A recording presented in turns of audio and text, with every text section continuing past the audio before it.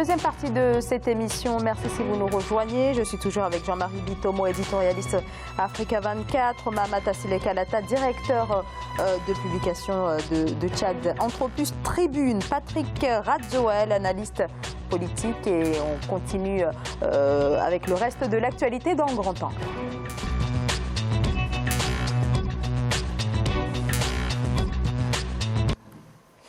L'opposition togolaise toujours vent debout contre la réforme constitutionnelle récemment votée au Parlement. La C14, la principale coalition de l'opposition, dénonce une réforme inacceptable. Même chose du côté de l'ANC, l'Alliance nationale pour le changement. Tous contestent la révision constitutionnelle validée donc par les députés qui prévoit une limitation du nombre de mandats présidentiels, mais qui permet à l'actuel président depuis 2005, Faure Gnassingbé, de se représenter aux deux prochains scrutin en 2020 puis en 2025. Siamlo Victoria Sedji et Marcel Farba Maroun. Au Togo, l'Alliance nationale pour le changement ANC, parti d'opposition, a introduit une requête en vue de l'annulation des modifications constitutionnelles adoptées début mai au Parlement. La réforme de la Constitution porte entre autres sur le vote et le statut juridique des députés ainsi que du chef de l'État. Le mandat présidentiel est désormais porté à 5 ans renouvelables une seule fois. Ces nouvelles dispositions ne prennent pas en compte les mandats déjà réalisés et ceux en cours. Ces réformes sont guidées par le constat de la fréquence des élections au Togo, avec les multiples contraintes et coûts financiers élevés, ajoutés aux besoins de sérénité et de la stabilité pour une meilleure programmation du développement du pays. Malgré les arguments des autorités, l'ANC dénonce une violation des droits et principes démocratiques. Le président du parti, Jean-Pierre Fabre, estime que le Parlement tente ainsi d'accorder un 4e mandat à l'actuel président Faure Gnassingbé, qui bouclera 15 années de pouvoir en 2020. Nous avons intérêt à ce que l'Assemblée nationale du Togo, qui est une institution de l'État, fonctionne correctement. Il ne s'agit pas de critiquer violemment, il s'agit simplement de relever une forfaiture qui a été perpétrée. L'Assemblée nationale du Togo a violé son propre règlement intérieur et la pratique parlementaire en examinant 29 articles au lieu de 3 articles proposés par le gouvernement. Ça, ce n'est pas difficile à comprendre. Pour l'ANC, l'introduction de plusieurs autres articles qui sont hors du projet de loi gouvernementale, notamment ceux 59, 60 et 100 de la Constitution, est anticonstitutionnelle. Autre argument, la modification de la loi sur la décentralisation par une disposition qui supprime la préfecture comme collectivité locale, les conseils préfectoraux ainsi que des élections préfectorales. Alors une réforme qui éloigne encore plus la possibilité d'une alternance dans ce pays, alternance politique qui est bien entendu la question sous-jacente à la crise togolaise. Patrick Radzoel. La crise togolaise est difficile d'analyse parce que d'abord elle est ancienne, ensuite il y a un certain nombre d'acteurs qui sont là et qui pas forcément s'entendent entre eux. Hein, je parle de l'opposition. Et puis il y a un troisième point qui est assez important, c'est le respect d'un certain nombre de procédures. Parce que chez nous en Afrique, on aime bien respecter les procédures, on en invente, voilà. Donc c'est extrêmement difficile de respecter une procédure. On a parlé justement du règlement intérieur de l'Assemblée nationale, mais aussi, moi, ce que j'observe, c'est que l'Assemblée nationale a voté à 90 députés sur 91 les réformes constitutionnelles, conformément à la Constitution. Donc c'est une crise qui pose problème avec éventuellement une sortie dans la rue organisée par l'opposition, ce qui serait quand même préjudiciable à la stabilité togolaise, de mon point de vue. Mamata Sile-Kalata. Moi, quand je regarde un peu le problème au Togo depuis tout ce temps, je serais amené à me poser cette question. À quoi sert la démocratie dans nos pays? S'il faut, de façon continuelle, à chaque fois, fauter, trucher, pour vouloir être là pendant et au même moment. Faure Gnassingbé, si je comprends bien, à l'horizon 2020, c'est quoi? 4 mandats. Je dis bien à tous ces potentats africains. Même les prophètes sont partis. Ils veulent rester de façon permanente. Et après, quand on constate que nos pays n'avancent pas, que rien n'avance, rien ne se développe, on commence à se dire, oui, ce n'est pas moi, c'est l'opposition qui ne me laisse pas travailler, etc. Justement, vous avez parlé des prophètes. Dans un pays comme le Sénégal, par exemple, il y a eu des prophètes. Il y a eu le président Senghor, qui est resté au pouvoir longtemps, le président Abdou Diouf, qui sont restés longtemps. Il y a un certain nombre, comme vous dites, de prophètes et de gens sages qui, justement, conduisent leur pays dans la stabilité, parce que nos pays ont vraiment besoin de stabilité.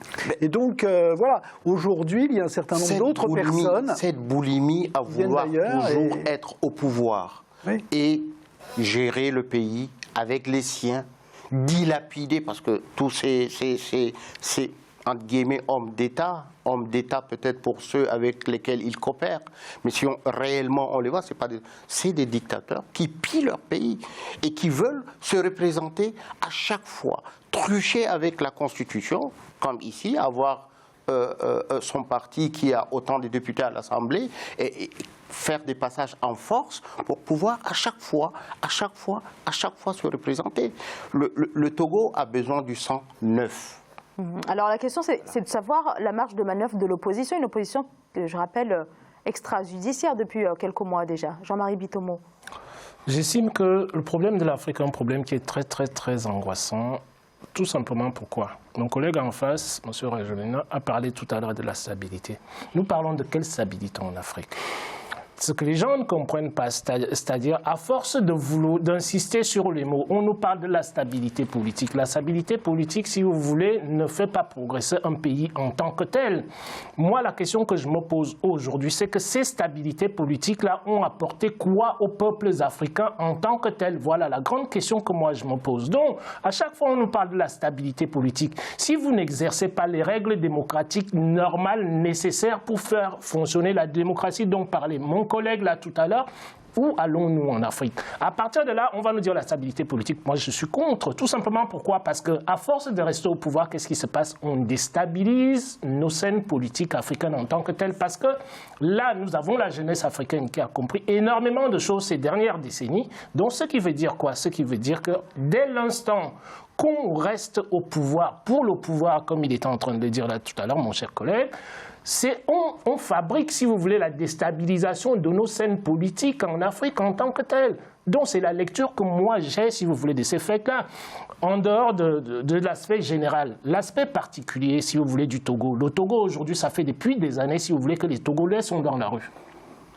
Quand on nous parle de démocratie, la démocratie vient d'où? Vient du peuple en tant que tel. Donc, dès l'instant que vous avez le peuple qui est dans la rue, quelles sont nos pratiques chez nous en Afrique et tout, on se met à tirer, si vous voulez, sur les gens qui sont dans la rue. Alors que vous êtes là pour les représentants du peuple en tant que tel. Ce sont ça les fondements de la démocratie en tant que tel. Vous ne prenez pas le pouvoir pour vous parce que vous êtes le plus fort. On vous donne le pouvoir pour représenter la nation, pour essayer, si vous voulez, de mettre en place des stratégies qui permettent au pays, de libérer ces gens politiquement et deux, si vous voulez, de pouvoir satisfaire les besoins de la population. Ce n'est pas seulement la politique pour faire de la politique. Ce n'est pas de ça dont l'Afrique a besoin aujourd'hui. Donc moi, je conclurai là-dessus en disant tout simplement que c'est que la stabilité dont nous parlons en Afrique fabrique de la déstabilisation politique en tant que telle. Oui, mais la stabilité, de mon point de vue, n'est pas un gros mot. Parce que si on va à l'extérieur de l'Afrique, je pense à la République populaire de Chine, qui est un pays stable depuis de très nombreuses années, qui depuis le président Mao Tse-tung, ensuite avec Deng Xiaoping, qui a dit justement nous allons développer ce pays, et avec actuellement le président Xi Jinping, qui continue à développer ce pays. Ce pays est un pays stable, il est dirigé par 8 personnes, il est dirigé par le Parti communiste chinois, et c'est un pays qui est aujourd'hui, la première puissance mondiale économique, politique, diplomatique et militaire. Donc la stabilité politique n'est pas un gros mot. On va revenir en Europe, par exemple, avec Angela Merkel, qui est restée très longtemps au pouvoir. Mais simplement, ce sont les jeux internes, y compris de l'opposition, qui permettent justement ces alternances politiques et la stabilité politique. Or, dans nos pays en Afrique, l'opposition est avide d'arriver au pouvoir, quelle qu'elle soit. Moi, je ne prends pas position sur le Togo ou sur d'autres pays. Ils sont avides d'arriver au pouvoir. Pourquoi? Pour faire quoi? Vous l'avez dit, rien. Et donc, il y a un certain nombre de choses à mettre en place, et notamment un vrai pouvoir démocratique, même si la démocratie est quelque chose, une valeur qui a été importée et notamment par le colonialisme, les colonialismes, quels qu'ils soient, les sociocolonialismes des pays communistes ou des pays d'Europe occidentale. Donc il n'en demeure pas moins que la majeure partie des pays aspirent dans la dimension à la démocratie. Quand vous prenez l'exemple de la Chine, est-ce que nous avons des scènes politiques qui sont stabilisées en Afrique en tant que telles? Il ne faut pas prendre des exemples, si vous voulez, ce sont des exemples extérieurs. La Chine, depuis Mao Tse-tung, s'est construite, d'accord? Et c'est-à-dire, voilà un pays qui n'a pas subi de colonisation en tant que tel, sauf la guerre du Mandchourie avec le Japon et tout ce qui s'ensuit. Donc à partir de là, ne faisons pas, si vous voulez, des comparaisons sur des choses qui ne sont pas comparables. Tout simplement pourquoi? Parce que la stabilité n'est pas un gros mot. Je n'ai pas dit que c'était un gros mot. Moi, ce que je veux dire là-dessus, c'est qu'il faut regarder les réalités comme ils J'ai parlé du président Senghor, du président Abdou Diouf, qui ont fait la stabilité du Sénégal et qui ont permis au Sénégal d'avancer. Le Sénégal est à l'exemple, peut être un exemple pour le Togo, mais pas la Chine. La Chine. Non, alors il me semble que Patrick Radzoel voulait expliquer que, comme vous l'avez dit, la stabilité n'est pas un gros mot. N'est pas un gros mot. Je n'ai pas dit que c'était un gros mot. En tout cas, pour ce qui est du Togo, pour revenir peut-être au cas du Togo, alors quelle marge de manœuvre dispose cette opposition? Très compliqué. Très compliqué parce qu'elle n'a pas voix au chapitre, elle ne peut que gueuler sur les micros. Elle n'est pas unie. Voilà, et faire les communiqués. Elle n'est pas unie. Alors en tout cas, elle est unie avec un mot d'ordre qui reste le même, le retour à la Constitution de 1992. Et ça ne change pas. Absolument, elle n'est pas unie et tout le monde sait qu'une opposition, quand elle est désunie, le pouvoir trouve toujours la petite faille et continue toujours à jouer ce rôle. Tant que l'opposition togolaise ne s'organise pas sur des véritables bases, elle ne pourra pas faire face au régime. Et le régime qu'elle a en face est un régime de répression. Jean-Marie Bitomo. Je dirais tout simplement que le cas du Togo, si vous voulez, c'est un cas qui est dommageable. On nous parle de l'union de l'opposition. On ne va pas aux élections, là. Il est question d'une révision de la Constitution. Donc cette révision constitutionnelle-là nécessite, comment dirais-je, un consensus dans la population en tant que telle, pour faire avancer. Bon, maintenant, si on reste dans la démocratie, les dimensions théoriques de la démocratie, nous pouvons les décliner dans tous les sens. Mais la démocratie, la chose essentielle, c'est quoi? C'est de faire exprimer, c'est-à-dire l'ensemble du pays. Pour vous, il aurait fallu soumettre la proposition. Il aurait fallu soumettre la proposition, puisque ça fait depuis un moment que ça dure maintenant aux Arras. Ce n'est pas une histoire qui a commencé il y a un an. Bon, le président connaît les doléances de son opposition. Donc, à partir de là, si on veut vraiment stabiliser, comme Patrick le disait tout à l'heure, cette stabilisation va aussi avec l'entente de l'ensemble des forces politiques que vous avez dans le pays. Et si vous avez fait cette entente-là, nous retombons dans ce que Mahamat disait tout à l'heure, sont des forces de répression. On reste au pouvoir pour le pouvoir et ça n'apporte rien, si vous voulez, aux populations africaines. Moi, je le répète encore une fois de plus. Et il y a une dimension également qui est peut-être marginale, mais en tout cas elle existe. Et pour revenir à Madagascar, nous l'avons vécu également lors des crises. C'est la feuille de route de la CEDEAO à propos du Togo et du respect de cette feuille de route et d'un certain nombre d'acteurs qui n'ont pas joué le jeu.